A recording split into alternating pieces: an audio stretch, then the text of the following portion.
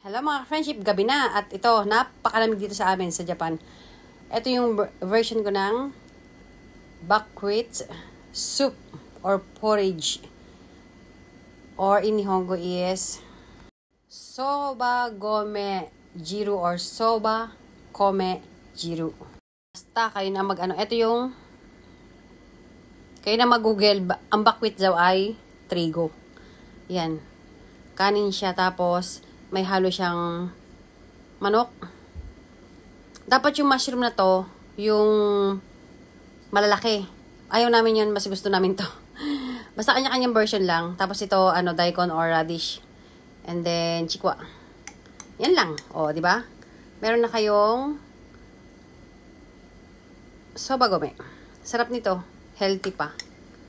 O, di ba? Tapos meron ninjin or carrots.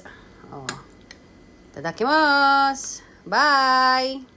Sana makatulong ito sa inyo, lalo na yung mga taga-Japan, nandito na nakatira. Iluto nyo to talagang kahit ilang araw nyo sigurong i-stock sa ref, tapos init-initin nyo lang. Grabe sarap nito. Na?